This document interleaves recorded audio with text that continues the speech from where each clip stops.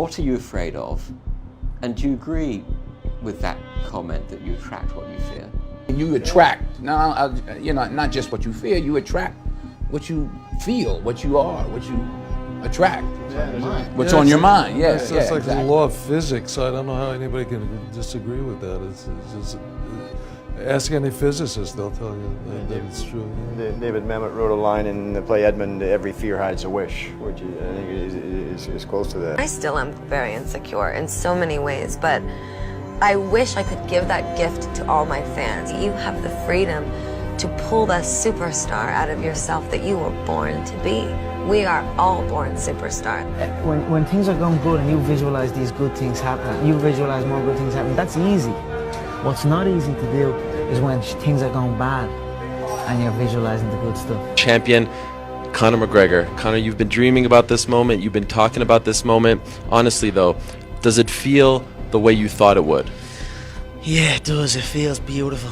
I dreamt this so much, so clearly, so precisely, and so frequently that it has manifested itself into reality. And that's what I am feeling right now. It's a dream come true. I would visualize things coming to me that I wanted or whatever. This was in like 1987, 85, yeah. And I had nothing at that time, so it was like, but it just made me feel better. It made me, at that time, all it really was for me was kind of making me feel better. I would drive home and think, well, I do have these things, and they're out there. I just don't have a hold of them yet, but they're out there. Okay, so didn't you write yourself a check? I heard that you did, is that true? I wrote myself a check for $10 million for acting services rendered, and I gave myself 5 years, or 3 years maybe, and I dated it Thanksgiving 1995, and I put it in my wallet, and I kept it there, and it deteriorated and stuff, but then just before Thanksgiving 1995, I found out that I was going to make $10 million on, I think it was Dumb and Dumber. Dumb and Dumber, yeah. So you visualize yourself like... Visualization works if you work hard. Yeah. Well, yeah, that's the thing. You can't just visualize and then, you know, go eat a sandwich. Like, you just decide what it's going to be, who you're going to be, how you're going to do it. Just decide. And then from that point, the universe is going to get out your way. It's like, it's water. It wants to move and go around stuff, you know. So for me, I want to represent possibilities. I want to represent the idea that you really can make what you want. There are many ways to get the things that we want for ourselves in our lives. But basically, it all begins with how we choose to think. As you think, so shall you be.